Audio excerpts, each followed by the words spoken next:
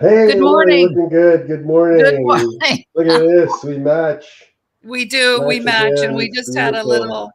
little techno challenge there. So we're Wow, live and live and we're well right now. we're a little bit late, and we were trying to load up some videos, which Yeah. we're going to get a chance to share with people because we're going to talk a little bit about that today. But I'm Doug Smith. Tuning in here, broadcasting from Ottawa, Ontario, Canada, on the shores of the Ottawa River, and I would show you a 9-pound pickerel quickly, but I don't want to waste your time. Caught a 9-pounder just a couple of weeks ago in the Oh, Ottawa River, so there you go. nice. Is that like a nice white fish? Like, is that like a white fish? Oh yeah, the fish, I actually priced it based on prices at Freshco, and Sobeys. That fish was worth 130 bucks. Wow. If I would have brought it to the store and said, "Here, pay me what they're paying you for this," yeah, it was pretty sweet. It was Oh, nice. And wow. and how are you, Lori Davis? Well, Laurie Davis is doing well, adjusting to some new technology with the platform, but doing great. And energy is up, and going to Oh, try and do a fantastic. full week of shows this week for the first time. So Yeah. I'm doing great. Thank you. For our listeners, anybody who doesn't know, Lori had some major surgery, so she's Mm, back and at it and going hard, and everybody's just trying to keep up as usual. So thank you for doing this today. It's so kind. Usually I'm interviewing with you, the people that come on the show, and today we decided we were going to share a little bit. I asked Lori whether she would interview me as if she just met me yeah. and maybe pull some stuff out of me that can help you, can help the people that are trying to recover in your life, if it's you or somebody else, and or the people who are trying to perform better. Pull that stuff out. Let's get it in your hands, and then the floor is always open to ask questions. So please fire any questions you want about trauma and performance, and how that works from the inside out. Hmm. Happy to talk about that. So Lori, we just met. Let's pretend we just met, and I'm just coming on this show for the first time, and Great. yeah. Well, welcome to the show, Doug, and thank you for taking Thank you. time out of your busy schedule to be here, even though we're normally here anyway. But what I like to do, Doug, when I interview people, the traditional way is people start at the beginning of something and then bring you up to speed to where you are now. And I'd like to do the reverse of that. I like to talk, when I do interviews, I talk to people about what they're doing right now. Where are we right Mm, now hmm. in our life's journey? And then we'll go back because what happened in the past has influenced where we are right now. So, just speaking to you from that perspective, what would be your top three priorities in your life right now as a retired former NHL hockey player, family man, friend, colleague, professional? What are your three top priorities right now? Hmm. Well, right at my fingertips: awareness, consciousness, and healthcare. And Hmm. it might be it's awareness first. Could be healthcare second, then consciousness. But both consciousness and healthcare are sort of working together for us as a human species, right? Like Hmm. if we get one, we get the other. Yeah. Well, sometimes, people, because of the way our brain works, they, if you ask them for their top something, they go like this: one is this, two is this, three is this. Hmm. I like to do it this way: one, two, three, Yes. linear. Yes. Okay. Because, like you just said, one impacts the other, right? Yes, it does. Yet, awareness, and I teach this, is the first step towards transformation or change. So Hmm. you can't have purpose or motivation or trust or any of that stuff without awareness, Hmm. because it will be misguided. Right. So that's just a little hint for everybody. If you're working Right. on your motivation or your purpose, stop it. Yeah. You'll become aware of your purpose and your motivation, but Yeah. work on awareness. And then above that, above awareness, is where we're going with consciousness as a new piece of anatomy. So I can't Right. wait to share this and the work that's Hmm. happening here in Ottawa at the Royal Good. Ottawa and the University of Ottawa. Cool. Yeah. So we had a discussion last night. We had our Monday night meeting and we had a discussion about what you know, what you don't know, and that whole hierarchy of knowledge. So we kind of compared it to our friend Dr. Ramin, who you know is so brilliant. Amazing. He said, well, it's like an ocean. Well, you know, there's so much information out there. Like, let's just say healthcare. By the Mm, time I looked up everything on healthcare on Google, I could be so confused, so convoluted, so misguided and confused because knowledge now, since the information highway is like the ocean, it's like that big and bigger. But the knowledge is like only 1 inch of the top. mm-hmm, So there's lots of information. That's the ocean. But the knowledge and the wisdom only represents 1 inch across the top of that ocean mm, because many people are not willing to do that deep dive and find out who they are authentically. mm-hmm. And there's another point there. The doubling of the world's information dictates our need to change, especially as leaders. So as the information speeds up and the doubling speeds up, it means our ability to transform needs to improve. Right. Because Quickly. if you don't see, it's not about doing the right thing in a knowledge worker society. Don't ever think it's about doing the right thing. It's about doing the right thing in the right order. Because if you don't do the right thing in the right order, you'll be so far behind, you'll think you're out in front, Yes. There right? you go. So structure, leadership, strategy, and then put people into it. People Mhm. come last. See, Mhm. all these leaders, these leaders from the past run around saying, "Oh, our people are first now. Our people are first." No, no, no, No. no. Your people come last. If you put your people first, then you'll put them into a toxic environment. Make sure the environment that you put them in, structure, leadership, strategy, is not toxic. Make sure it's nurturing because it's their consciousness you need to grab hold of. It's the space in between people that is the competitive advantage today. it's Right. not it's not the individual, it's how the individual works with other people. Because if you have two people working together effectively, you don't just double their performance. The physics shows us that triples performance. It gives you a 300 bump in performance, Mm. and you can get that without adding a dime of cost. That's the cool Mhm. thing about it. It's all around us, except leadership isn't changing fast enough, so they're stagnating their organizations. Yet you have companies like Fullscript who go to $1 billion in 5 years Mhm. because the guy All who's right. leading, I mean, it's amazing. So let's just dial this back down to Doug. Okay. Oh yeah, Yeah, because this is about you today. yeah. And I'm part of I change, know. right? I And know. So how that's why I love change, is because so I here had to go here's the through it. question. Here's the question. Yes. How do we make that happen at home so we do not have a toxic environment at Oh, home? So, yes. what is the level of awareness and consciousness in healthcare, and how does that impact our family?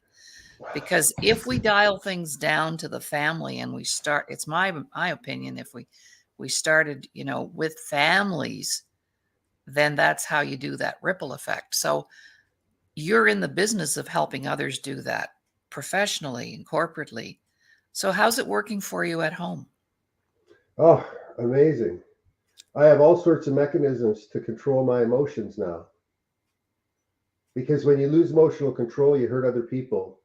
Right. And when you hurt other people, you hurt yourself. Hmm. So I'm a hair trigger with respect to action, Hmm. right? Like somebody that I care about could get me going left, right, all over the place, and then I get frustrated, and they get frustrated, and so I use my systems now to manage um, my stress, my calmness. Whatever I want to access, I can access it, but I do my best not to access anger and negative emotions, right? So we all have access to them, but it's always our choice. But you do need triggers, because your subconscious will reach for a negative emotion because it doesn't care, right? It just Hmm. wants to solve the problem, so it'll override everything. So again, you got to get that management program in place for your subconscious, or else it'll run awry from time to time, and it doesn't have to Hmm. as much, Hmm. right? Because it's not about being perfect. It's about not making that mistake, or not rushing too much when everything in your life is coming together beautifully. why chase it around and throw a hand grenade into it? Just just breathe and calm down and let the universe and the world come to you. Mm-hmm. Because I wasn't taught that. I was taught that, and I was a centerman when I played in the NHL, and I needed access to all four corners. I was buzzing around all over the place. I was just a puck. I just wanted the puck. I didn't know anything else. Right? That's right. And so for me to back off and change and transform and be able to look at it from this perspective means that anybody can do it. Right. And that philosophy, what I found, all it does is enhance your healing, because you stop hurting people inadvertently. You start helping people more, right? You start making sure that when you're meeting basic needs, you're not angry at the world. Why would you be angry at the world if you got a roof over your head and food on your table? Right. Like, doesn't make any sense. I know. Anyway, so Very I used good. to make it up, you know? Yeah. So here's a personal question. What's the secret to the longevity of your marriage? Because your marriage certainly was faced with a lot of trauma, especially when you got hurt. We'll talk about that after, but you've been married to Patty for 37 years. What do you think is the biggest contributing factor to that? Truth. Okay. Truth meaning how you feel about things, or makes sharing how you feel about things? makes me emotional just to say it. Truth is Hmm. just truth is just truth. You know, honesty is just honesty. You Hmm. tell a lie, you just wove yourself a backward step, right? That's impossible to recover from. It's not Hmm. possible, Hmm. right? So if you take enough of those steps backwards, it's going to be way too far and way too steep for you to crawl out, Hmm. right? So you could stop that now and start to reverse it and make up for those things. But we've always told each other the truth when the truth was extremely painful, Hmm. right? That's great. Hmm. So it's worked for us, and with my system and with the books I wrote and with getting it out of my head and out of my heart and onto the page and helping other people, like I likely wouldn't be around. I would have been so stressed and full of anxiety, so I've managed to tame that breeding. Hmm. Hmm. Hmm. Yes. Who have been your top three mentors to date, and why? Whether it's family, professional hockey people, business people. If you were to say, these are the three people that taught me the most about Doug, who would they be?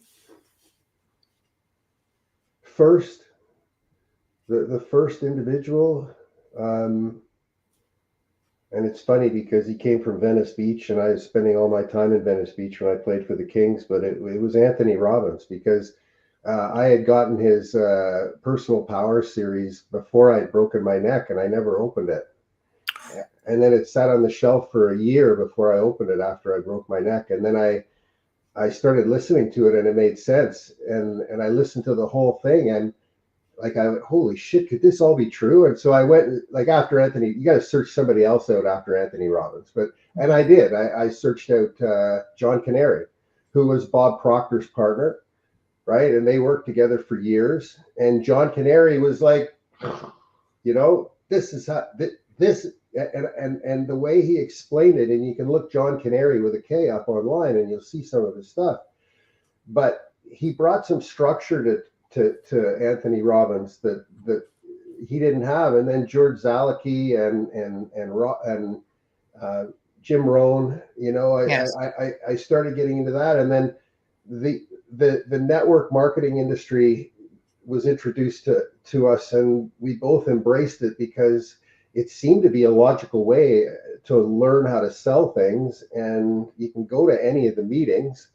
And so we did, and we learned how to sell, Patty and I, right? Together. We learned how that whole process and motivating people and building teams, and so that was a huge step before moving into the corporate world. So it helped me a lot. Hmm. Hmm. Awesome. Excellent. Um, let's go to the career, your career. And of course, I know the story because we're friends and I know the story, but for our viewers who are just meeting you for the very first time, just imagine if you Google Doug Smith or you look at his career, he played over 600 professional games, and at 29 took a big hit. So let's go back to before that, though. How did you playing hockey get started? How old were you? When did you first skate? When did you shoot that first puck? Let's have a little history there. The child in Doug Smith. Yeah, well, my parents put a lacrosse stick in my hand first. And you know what? Most of the lacrosse players who were in the top 50 guys in the country when I played all went to the NHL. So Wow. I'm teaching my grandkids lacrosse first because for spatial capacity, lacrosse is just wickedly good, right? With respect to tracking and what it does for your brain. And when you're playing hockey, that hockey stick is like a sword, and in lacrosse, it's the same thing, right? You usually have it in one hand, and so lacrosse, and then I got introduced to hockey and the community in Ottawa and the ODHA, the Ottawa District Hockey Association, and my mom became the executive director of the not executive director, the secretary of the Ottawa District Hockey Association. As I improved, she moved up the ladder in the league so to protect me because you had to protect, like, you know, the odds of making it is so slim. Like, you got to have people that are ruthlessly, viciously protecting you through that process. And you know, my mom was there and she was in the stands, and she was, you know, one day she did something so crazy. She jumped over the boards at a game and started strangling a guy that was strangling me. Oh And my the gosh. guy had his stick around my neck, and my mom jumped over the board and started hitting, like, ran out on the ice and started hitting him.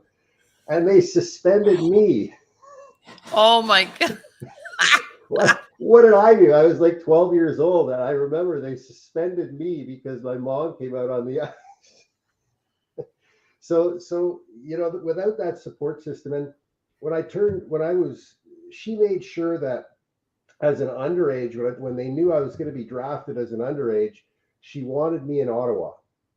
She did not want me to be drafted and live somewhere else. So she got to know Brian Kilray, the Ottawa 67s. They arranged to draft me in the second round. And as a 16-year-old, I went to the Ottawa 67s, which was 20 minutes drive for me to go to the rink.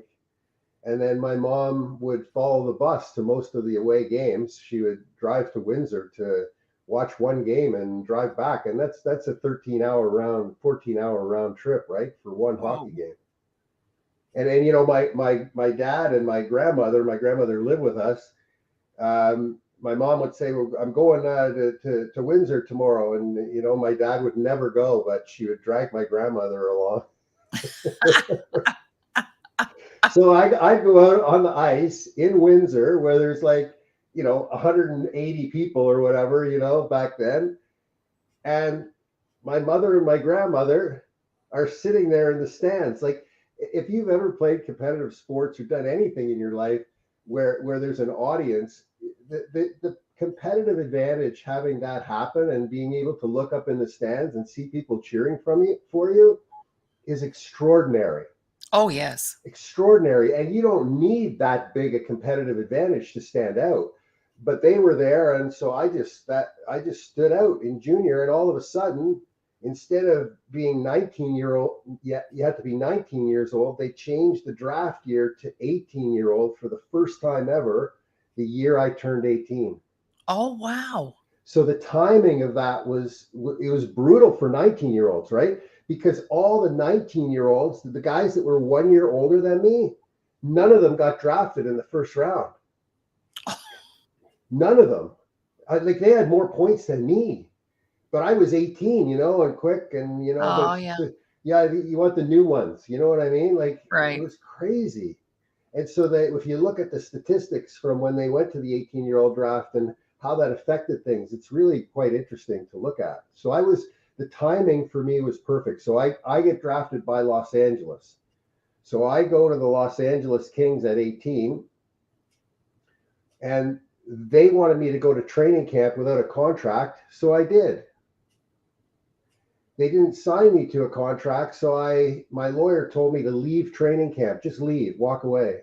Don't tell anybody. Just leave your hotel, go to the airport, get on a plane, come home. So I did.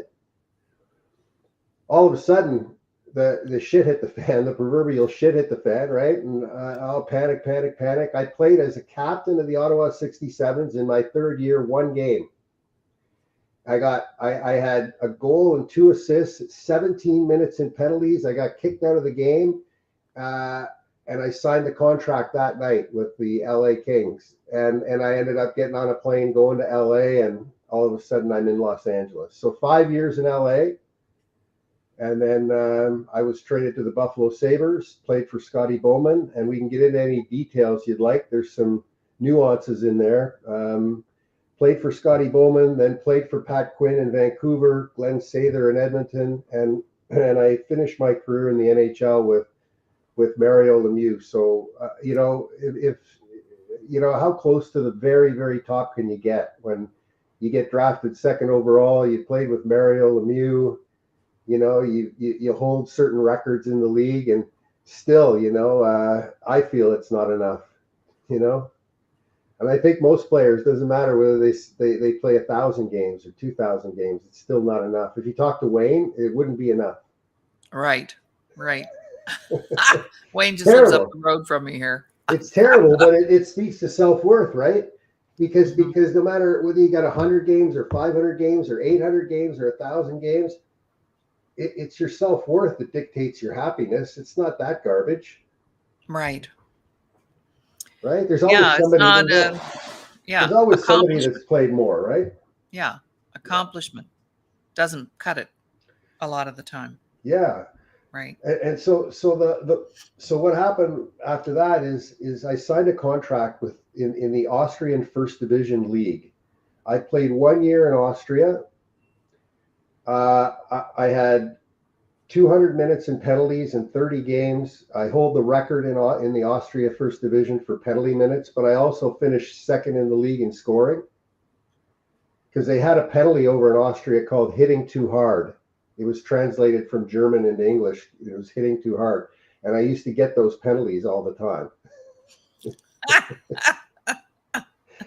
So I either scored, got an assist, or went to the penalty box almost every single shift. Signed a new contract over in Austria. The fans seemed to love me. And then on February 7th, 1992, I went full speed head first into the end boards in a game, 25 miles an hour, and I shattered the 5th and 6th cervical vertebrae in my neck. I fell to the ice with my head on my hands. I had 3 surgeries. I was paralyzed from the chest down, no arms, no legs, no bladder, no bowels. And I had to start the rebuilding process. And we had to start the therapy process. and I encourage you, don't underestimate the power of going to therapy. And if you even if you find out that the therapist isn't somebody you want to deal with, just the act of going and taking the action. It doesn't matter what the person has to say or whether you like them or not. It's not about that. It's about you taking those steps towards help. Because if you're not doing that, your isolation is becoming worse and worse and worse, right? It's one way or the other. There's no inertia. So, both Patty and I went. We got help.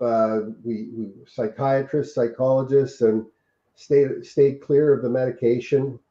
But then one day, 7 years into our the broken neck scenario, and I had learned how to walk again.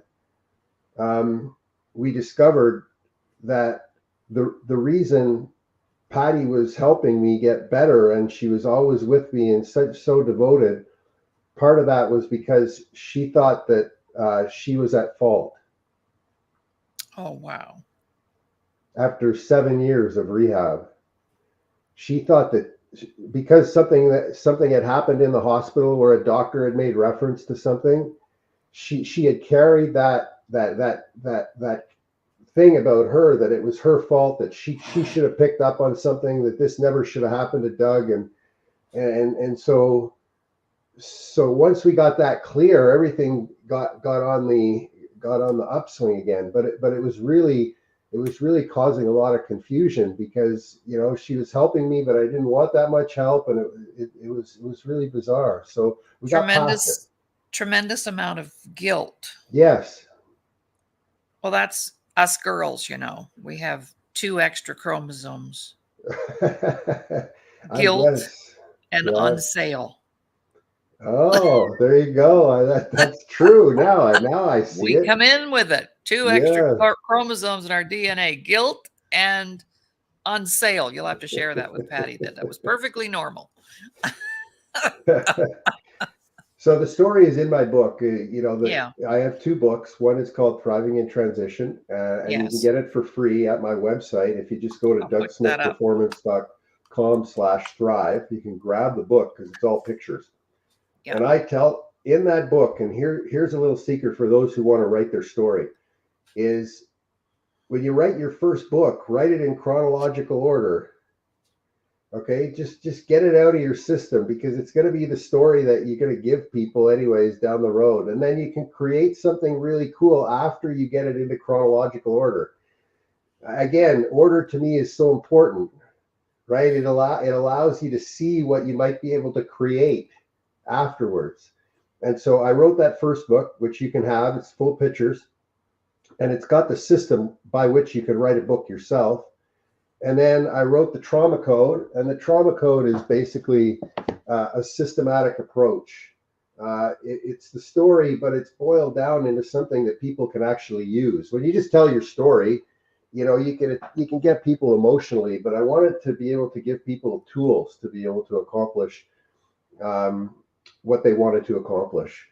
And when it comes to trauma, like, look, you're either getting better or you're getting worse. We all suffer from trauma. Right. But there's no inertia. So if you don't have something in place to get better from trauma, it ain't gonna happen. Mm-mm. It'll just keep spinning you around. It'll keep you in the washing machine. You're just going around and Yeah, around. that's right. Yeah, Because you're making all of your decisions out of the former traumas. And so, it's like a veil or a filter. it And I, is. I always say, if you're not making the right decisions for you, you're going to have another trauma like right away. Yeah, and some of them you won't even see that they can be No. small, insignificant trauma that you're not even aware of because you're not Hmm. picking up on other people's senses, right? Hmm. Wonder why they don't come around anymore. Wonder why they don't want to go for dinner with us anymore. Right. Right. Right? And it's because they like to be liked. They like to be cared for. Everybody likes to be cared for. Hmm. So as soon as Well, you find yourself not caring for people, it's like you're oh, sort of out of step, right? you are. Well, this happened to me. You just reminded me of a little story. When I lost my first husband, we had this couple that we hung around with. Like I went to university with her, stood with her at her wedding. We were godparents to their children, involved in each other's lives. Hmm. And when I became single, I mean, it was a weekly event, dinner at our house or dinner at their house. She phoned me up and she said, "I'm sorry, Laurie, but we won't be able to have you over for dinner anymore." Anymore. And I thought, wow, that's real. Because, see, this is trauma making a bad decision. This is an example of it. And I said, "What are you talking about? Like, we've been friends for like 20 years. What are you doing? Helped you bury your mom, you know." Well, she said, I didn't want to mention this ever before, but I will now. She said, Bob, that's her husband. He's always had the hots for you. And I certainly can't afford to have you sitting at the dinner table now that you're single. Oh, I was wow. so hurt. And then I said to her, well, 2 things are going on here. One, if he ever made a move, you think I would comply with that? You obviously think I would do something like that. And 2, I wouldn't have him on a silver platter anyway. So I'm not sure what rationale you're using to make that decision. But you see, that was when I didn't know anything that I know now. Mm-hmm. And that severed the relationship right there. Mm-hmm. So you never know where people are operating from. Obviously, she felt threatened in the relationship somehow. Maybe something had happened in the past, but that had nothing to do with me. We But only when you're know. not healthy, you think it's all about you. Yes, yes, yes. There's one thing that everybody wants. They want to be cared for. They want to be loved, right? And some people say that that's an airy fairy approach, but when I go out into the business community and I meet a lot of the business leaders, it's phenomenal how things have shifted to that type of leader. You know, the ones who are being successful, all they care about, all they think about, all they want to do is get their people whatever they need, whatever they want. It's this their servants, right? And then you see other organizations get their heels dug in, still hiring the type of people who destroy that type of morale, and you don't see the damage for quite some time, right? I mean, Yeah, it's exactly. you're going to see some really cool work coming out, like some research coming out. I think during and after, like right after the pandemic stuff blows by. I think Mhm. there's a lot of really good people doing a lot of good work on this. Absolutely. Yeah, Absolutely. Well, Kathy made a comment here. I think we could have a conversation about this. She said, "Oh, that's awful," meaning about that situation I just described. But secondly, she was being honest. Um, well, when you said earlier, Doug, about truth, how does truth and honesty fit in the same box? What may be my truth may not be your truth, or accused of being dishonest when in fact we're telling the truth. There's a lot of gray area around honesty because yes. not truth, honesty. Oh, I was just being honest. Hmm. Okay, well, that's your truth if that's what you think it is, because that situation had nothing to do with me, and I'm sure you've been in many situations where it didn't have anything to do with you, but we became the victim. Yes, Can you yes. speak about that? Especially in the game. In the game, you never knew who was hunting you down, Oh, right? When I played in the NHL from '81 to '90. Um, there was always people in the room, around the room, monitoring the situation, judging you. Who are you talking to? What were you saying? Were you staying positive? So a lot of the coaches, would have a plant in the room, and you'd have to be cautious about what you were saying, or else you'd get caught by not behaving the way the coach thought that you should behave. So being monitored like that it was a continuous thing. I don't think it happens so much anymore, but I'm sure it does, right? I mean, the line between management and player, it's pretty mhm, thin, right. especially in professional sports. The player, coach, general manager, a lot of times it's pretty thin, so Yeah. there's a lot of, so I had to worry about that going on, and that caused a lot of angst because that's not a form of honesty in my opinion, No. right? It's the opposite. So if you watch my YouTube channel, Doug Smith YouTube NHL, you'll see I fought a lot, but I fought from time to time, but the fights that you see me fight in were always because somebody tried to hurt me. Yes. I never would have ever considered fighting anybody in the NHL unless somebody first tried to hurt me. Ah. So that's how my mind works. I'm blown away that they would do that, Hmm. but I Yeah. would drop the gloves because it was seen as the thing to do. But in the business world, boy, when you see that, all you have to do is believe it and make distance between you and it, right? Instead of attacking it. Where when I left the NHL, moving into the business world, that's what I would do. I would attack it because I didn't know that it was something to be left alone Right. and to separate from. So that caused me some confusion and some angst. I bet.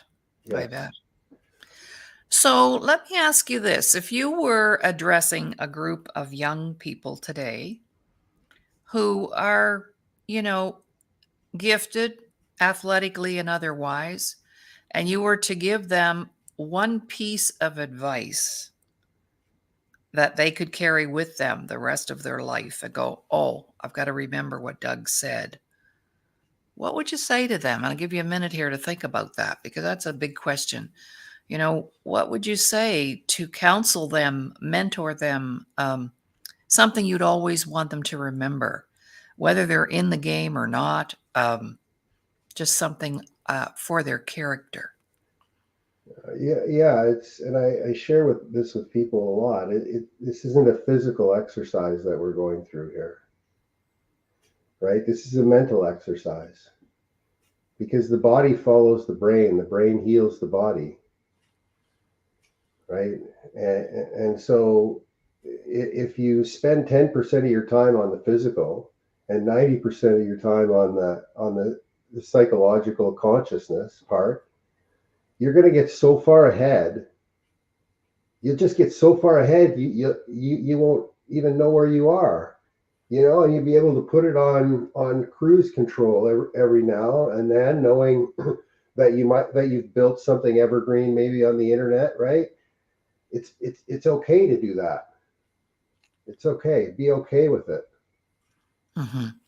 But if you start just going and saying I'm just gonna get myself physically better, and the physical part of my life isn't happening the way it should be, and I hate if you think like that, you're putting things in the wrong order. And so order is important.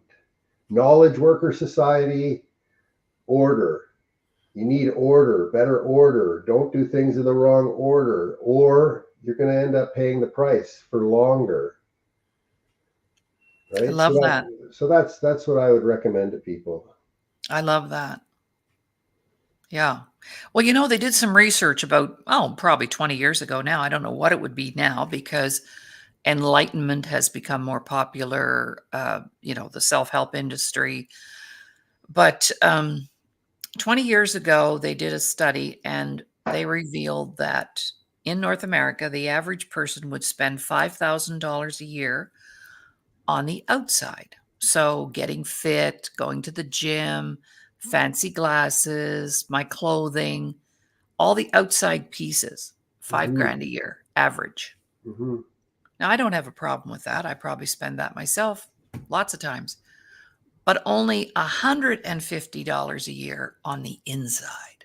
Mm. So that Yeah, we kind don't of see goes it. along with what you were saying about, getting physical, putting all your practice in, and not investing here. So, And we what do can you think? hide the fact that we're not investing here. We can't hide the fact that we're not investing in our physical. Right. That's why it happens, because Yeah. everything's locked up in here, and you could play whatever game you want. Yeah. You can hide behind your smile. You can hide behind your money. You can Yeah, hide behind a lot of things. yeah. And I have these 3D glasses right here that where I work on my brain on a product called Neuro Tracker, because I want to build my spatial capacity because it helps me keep calm. It makes me sharper, and a lot of people won't do this because nobody's watching them, right? Some people only do things because people are watching them. Whoa, that's 10 points right there. I love it. I love it. Oh my. Not to downplay your neuro tracker at all, but yeah, No, I understand. I just like people to be moving forward with their brains, with their minds, Hmm. with whatever you want to call it. You call it a brain. People say you should be a doctor to talk about it. No, you call it a mind. You call it your central nervous system. Whatever it is, don't just rely on your physical body to get the job done, because you won't be able to keep up. That's the scary thing about it. Or you'll end up keeping up, but you'll be so frustrated and angry at the world it won't even be worth living. That's right. So in my recent surgical situation, Mm. I had 10 days in the hospital to lay there and use this because I couldn't move. I couldn't go anywhere without help. I was all hooked up to tubes and so on. So it was this that I was able to use to not be traumatized, to not go into some emotional deep dive and never come out. Mm. So much so that I was able to just, confront the surgeon and say, I'm sorry. Your opinion of what needs to happen is not matching what I know needs to happen. And Hmm. I need this thing fixed, and you're the mechanic. Oh, and he didn't get this. This was really funny because my husband's an aircraft maintenance engineer, retired, a mechanic. He can fix anything. If I have a broken earring, he can fix it. And so I said to him, you're kind of like a mechanic. And he said, a mechanic, like very condescending, right? A mechanic. I said, oh, yes, I'm married to an aircraft maintenance engineer. He's the most brilliant man I've ever met. And a doctor is no different.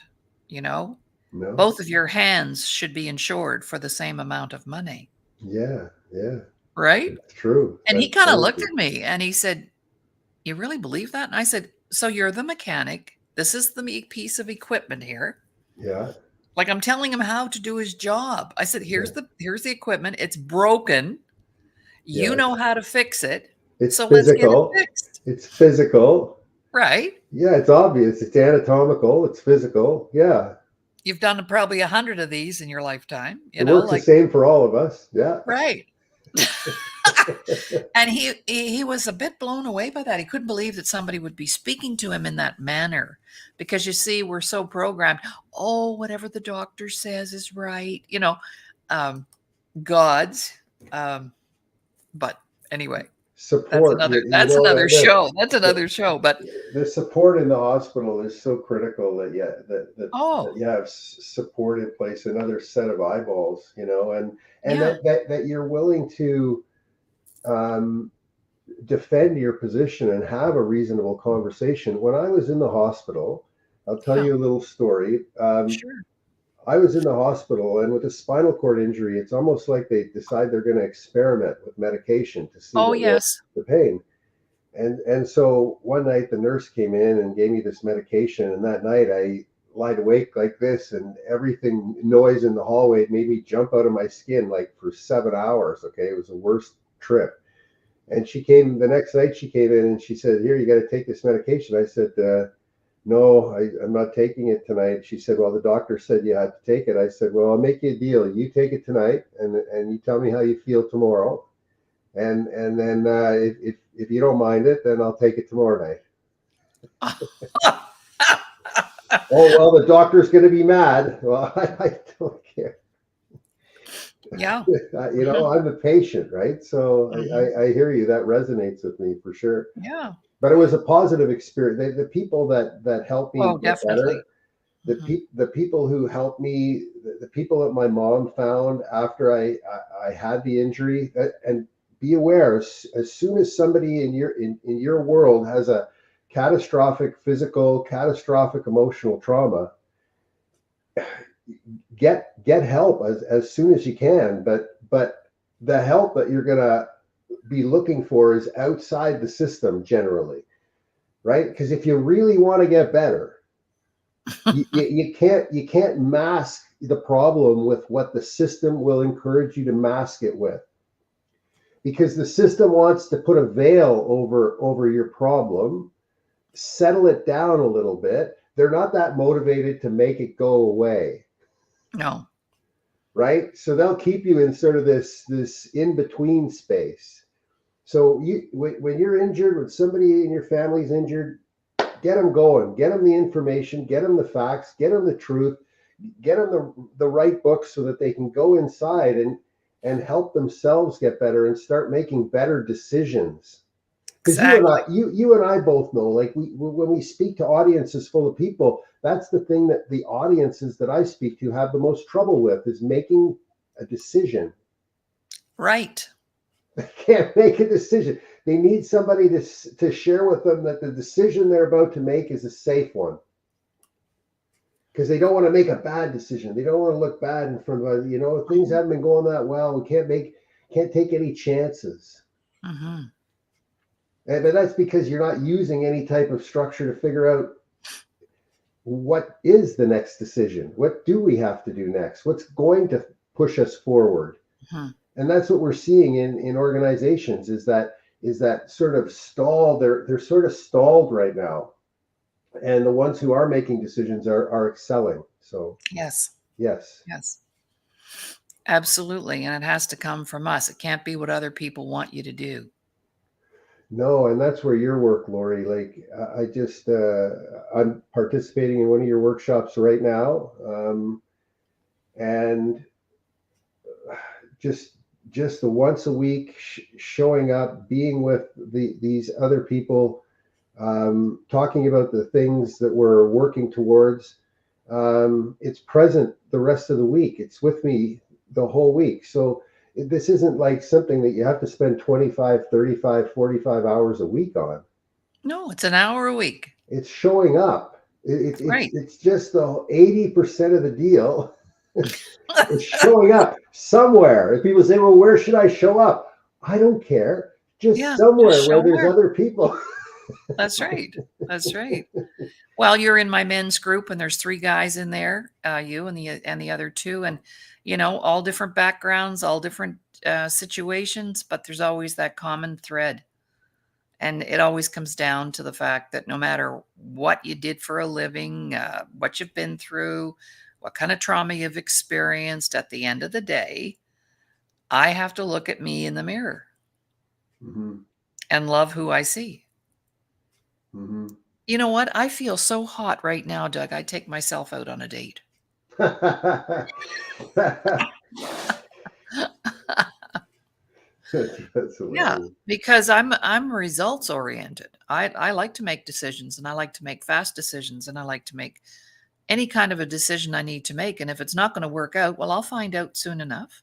Mm-hmm. I'll find out. We just recently had a setback with we wanted to do this big event on the 2nd and 3rd of November. I was over last week to check out the facility, count the tables and chairs and everything. And within a matter of 3 hours, that whole thing went south Oh, I'm because the sorry to hear that. community decided they didn't want to have it there. Oh, I'm sorry to hear that. All that work, all that That's time. okay. I said, okay, no problem. Let's just rebook it April 6th and 7th. Give us 3 months to find a new venue, upscale our event. Because once you have a setback like that, all it is to me is opportunity knocking. What's That's the okay. gift? And I'm not Yeah. going anywhere I'm not welcome. Mm-hmm. Mm-hmm. So next, Yes, so yes, you go yes. over it, under it, through it. And here we have this beautiful event coming up April 6th and 7th. Oh, can't And, wait. we might have to get you to come west. Oh, I'd love to. My daughter's out in Fernie, BC, so Yeah, the just traveling will outside be of. good. You'd be a wonderful feature. Oh, So it'll only be better than it was initially intended, yeah, right? yeah, So and don't worry about it if something goes south. there's this thing for the listeners called duality, and the latest research shows us that there's a story that's happening to you, and there's a story that you're telling yourself that's happening to you. That story you're telling yourself about, that's called duality. That is a dangerous entity that meditation, mindfulness based stress reduction, breathing techniques, yoga, it makes that go away. It doesn't completely remove it, but it lowers the duality and that chatter in your brain. Mm-hmm. And so if you can do that today, if you could just get involved in programs that lower that duality, you're going to start making better decisions, Mm-hmm. right? You're Yeah. going to be calmer. You're going to be able to think things through more. And so I really encourage you to work on that, because this is a physiological thing that happens to you. Mm-hmm. So, you can go to the listeners, just put up my new meditation on awareness. It's the first thing that people need to learn. And you can get it at DougSmithPerformance.com/relax. I think I have that here, Doug. Let me just check. And I Yeah. should change the name, but it is relax, even if it upsets. even if it upsets any of the women, I'm not trying to tell you to relax, okay? Because I know how women women don't like it. My wife doesn't like it when I say relax. Yeah, exactly. Oh, here we go. Here you are. Look at this. There Oh we go. yeah, that's perfect. Like if you step into that, I challenge you. You could send me a note. I should have a prize for anybody who could stay awake Oh, when you listen to it at bedtime, because I haven't had anybody say they've been able to get through the whole thing. stay awake. Okay, 20 I'll give it minutes a long. whirl. Yeah, just do follow the suggestions. Okay, if you follow the Mhm. suggestions, very difficult for you to stay awake. Cool. Well, Doug, guess what? Our time is up. A Oh, full it's hour been almost. And fantastic. thank you so much for agreeing to being interviewed yourself. And I believe it's important for our show that our viewers know as much as they possibly can about us Yes. and where we're coming from and build those relationships. So thank you very much.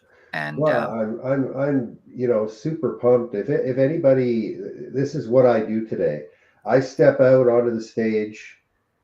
I transform my audiences quickly from about 20% awareness all the way up to 100%. So I take it from 20% awareness to 100% awareness in about 45 minutes in a keynote presentation. And cool. what I do, the key mechanism in it is when you go when I got traded from LA to Buffalo, I was a healthy scratch in LA. When I arrived in Buffalo, and a healthy scratch means they weren't playing me anymore. They didn't think I was fit to play mentally. And I arrived in Buffalo and I scored 13 seconds into my first game when I arrived there because they built my belief. They told me they liked me and they wanted me. And so I went from a healthy scratch in LA, got traded to Buffalo, and it had nothing to do with my physical ability. It had only to do with my mental ability. So stick with the mental ability, work on it, and we'll have some more guests on the show. You know who I met this past week? I Who? met my old buddy, my old goaltender, Darren Pang from the Chicago Oh, Blackhawks. He was a goalie for the Chicago Blackhawks. And some of the listeners, if they're hockey fans, would remember Darren Pang. But he's a good man, and we're going to have him on. And we've got a few other former NHL players coming on in the next few weeks. So cool. All right. Well, thank you, Doug. And thank you, everyone, for watching. You've been watching the Press Box here on the Disability Channel. And looking forward to more shows coming down the line. So bye for now, everybody. have a great week.